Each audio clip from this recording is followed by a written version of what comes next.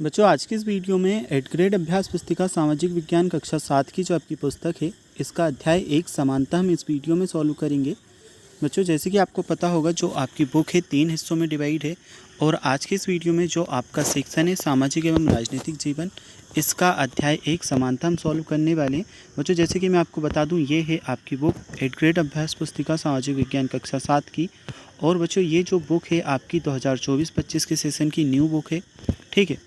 साथ ही साथ आप देख सकते हैं इसमें बच्चों आपके 3 सेक्शन दिए हैं, एक है आपका इतिहास वाला, एक है भूगोल वाला। और आज के इस वीडियो में हम आपका जो सामाजिक एवं राजनीतिक जीवन है इसका अध्याय 1 समानता सॉल्व कर रहे हैं। तो बच्चों यहाँ से आपका अध्याय 1 समानता स्टार्ट हो जाता है। प्रत्येक प्रश्न का सही और छोटा उत्तर आपको इस वीडियो में बताया जाएगा। जैसे कि आप देख सकते हैं क्वेश्चन नंबर 1 में आपसे पूछा है मध्याह्न भोजन योजना का प्रारंभ सर्वप्रथम किस राज्य में किया गया। ऑप्शंस में हमें 4 ऑप्शन दिए हैं, मध्य प्रदेश, तमिलनाडु, हरियाणा और कर्नाटक। बच्चों इस क्वेश्चन का सही उत्तर रहेगा बी ऑप्शन तमिलनाडु। चलिए इसके बाद में दूसरा प्रश्न हम देखते हैं, हमारे लोकतंत्र की प्रमुख विशेषता है। इसके लिए हमें ऑप्शंस दिए हैं भेदभाव, समानता, जातिवाद, निरंकुशता। तो जो हमारा जो लोकतंत्र है इसकी विशेषता है समानता, बी ऑप्शन समानता सही उत्तर है। चलिए दूसरे नंबर के प्रश्न के बाद में तीसरे प्रश्न को हम समझते हैं, समानता स्थापित करने के लिए संविधान में स्थापित प्रावधानों में सम्मिलित नहीं है। ABCD हमें 4 ऑप्शंस दिए गए हैं। बच्चों इस क्वेश्चन में जो आपका ऑप्शन है हर व्यक्ति सार्वजनिक स्थलों पर नहीं जा सकता, सी ऑप्शन सही उत्तर है। नेक्स्ट हम क्वेश्चन समझेंगे। क्वेश्चन नंबर 4 आपको दिया है, समाज में दिव्यांगजनों की भागीदारी बनाना सरकार का दायित्व है।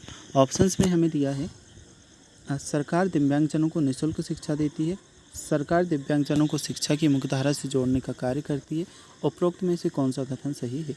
अब बच्चों देखिए कथन 1, 2 एवं 3 सही है, तो बी वाला जो हमारा ऑप्शन है ऑप्शन बी ये बच्चों सही उत्तर रहेगा, ठीक है। तीनों कथन यहाँ पर क्या है सही हैं।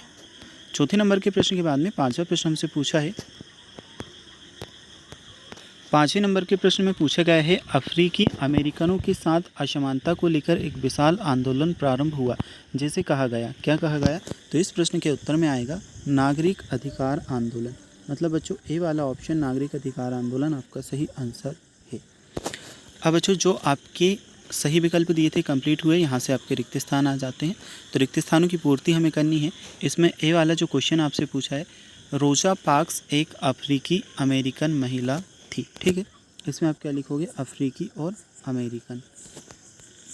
नेक्स्ट है भारतीय संविधान के अनुसार अस्पृश्यता का उन्मूलन कर दिया गया। तो बच्चों इसमें आप लिखोगे अस्पृश्यता। फिर है सी वाला क्वेश्चन इसी का फिल इन द ब्लैंक्स का, संसद हमारे लोकतंत्र का आधार स्तंभ है। तो बच्चों इस क्वेश्चन में आपका आ जाएगा लोकतंत्र। अगला क्वेश्चन है डी वाला, भारतीय संविधान सभी व्यक्तियों को समान मानता है। क्या मानता है, तो सभी व्यक्तियों को समान मानता है, ठीक है बच्चों। इस उत्तर में आपका आ जाएगा व्यक्तियों। चलिए ये क्वेश्चन हमने सॉल्व किए बच्चों। इस प्रश्न के बाद में हमसे पूछा गया है 7वां क्वेश्चन, ऐसे 2 देशों के नाम बताइए जहां समानता के लिए संघर्ष हुआ।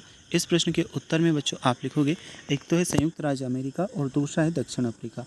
इन दोनों देशों में समानता के लिए संघर्ष हुआ। तो बच्चों ये आपका उत्तर रहेगा 7वें नंबर के प्रश्न का। देखिए अगर अभी तक आपने बच्चों वीडियो को लाइक नहीं किया तो कर लीजिएगा, चैनल को सब्सक्राइब भी आपको ज़रूर से करना है, क्योंकि देखिए सबसे अच्छे और सही उत्तर आपको इस चैनल पर बताए जाते हैं। एंड जो आपके एग्ज़ाम्स वगैरह होते हैं उनमें भी हमारे द्वारा आपकी मदद की जाती है, इसलिए आपको चैनल ज़रूर से सब्सक्राइब करना है। संविधान किसे कहते हैं, क्वेश्चन नंबर 8 में हमसे पूछा गया है। बच्चों उत्तर में आप लिखोगे, किसी देश का शासन जिन मूलभूत नियमों एवं कानूनों के अनुसार चलाया जाता है उसके संकलित प्रलेख को संविधान कहते हैं, ठीक है। संविधान किसे कहते हैं, उत्तर में आप लिखोगे, किसी देश का शासन जिन मूलभूत नियमों एवं कानूनों के अनुसार चलाया जाता है उसके संकलित प्रलेख को संविधान कहते हैं। अब बच्चों इस क्वेश्चन के बाद में क्वेश्चन नंबर 9 आपसे पूछा है, प्रश्न क्रमांक 9, सार्वभौमिक वयस्क मताधिकार से क्या आशय है। तो क्वेश्चन नंबर 9 आप देख सकते हैं, प्रश्न में हमसे पूछा है सार्वभौमिक वयस्क मताधिकार से क्या आशय है। इस प्रश्न के उत्तर में हम करेंगे, सार्वभौमिक वयस्क मताधिकार का आशय यह है कि किसी भी देश के सभी वयस्क नागरिकों को बिना किसी भेदभाव के वोट देने का अधिकार होता है। वयस्क मतलब जो बच्चों 18 साल से ऊपर के व्यक्ति हैं उन्हें मत देने का अधिकार, वोट देने का अधिकार होता है। इसे सार्वभौमिक वयस्क मताधिकार कहते हैं।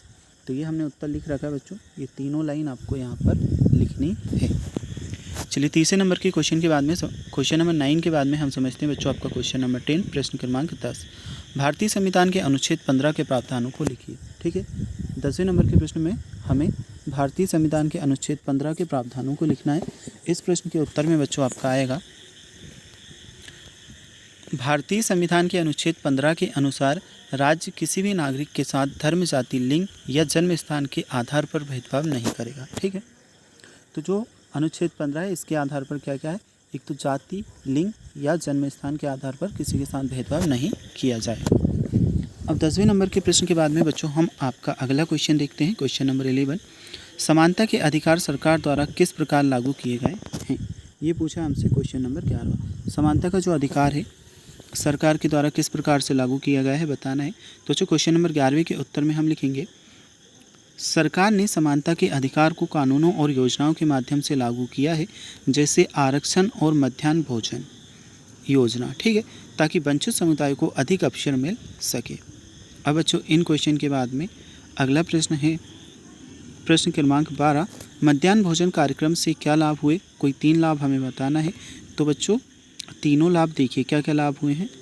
मध्याह्न भोजन कार्यक्रम से गरीब बच्चों की स्कूलों में उपस्थिति बढ़ी, एक लाभ हुआ। दूसरा लाभ पोषण में सुधार हुआ, तो ये दूसरा लाभ। तीसरा जातिगत भेदभाव में कमी आई। ये तीनों लाभ हमने बताए। एक सबसे पहला क्या है कि बच्चे जो थे उनकी स्कूलों में उपस्थिति बढ़ी, दूसरा पोषण में सुधार हुआ और तीसरा जातिगत भेदभाव में कमी आई, क्योंकि सभी बच्चे एक साथ भोजन करते हैं। तो ये 12वें नंबर के क्वेश्चन का उत्तर। इसके बाद में बच्चों हम देखते हैं आपके 13वें नंबर का प्रश्न, नागरिक अधिकार आंदोलन क्या था।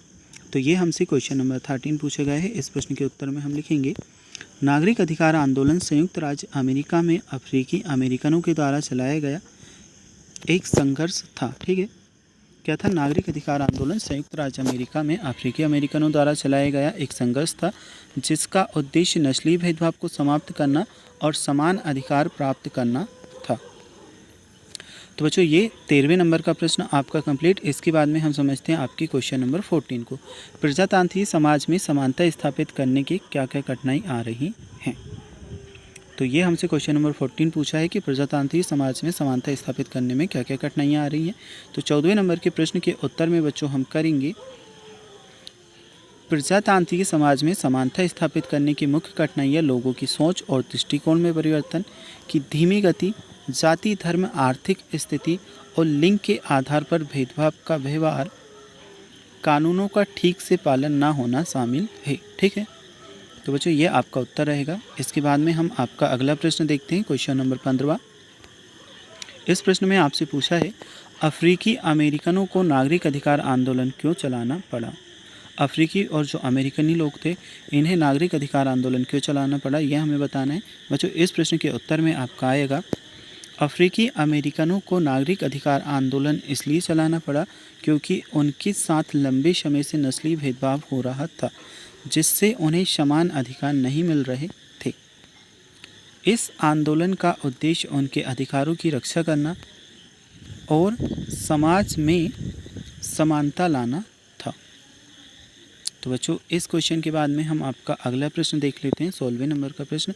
क्या आपकी कक्षा में कोई दिव्यांग छात्र अध्ययन करता है, आप उसकी मदद किस प्रकार से कर सकते हैं।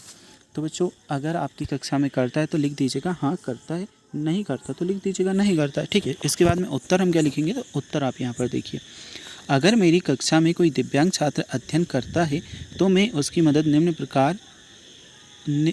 मदद करने के लिए उसे पढ़ाई में सहयोग करूंगा, उसकी ज़रूरतों को समझूंगा और उसे किसी भी तरह की भौतिक या मानसिक सहायता प्रदान करूंगा।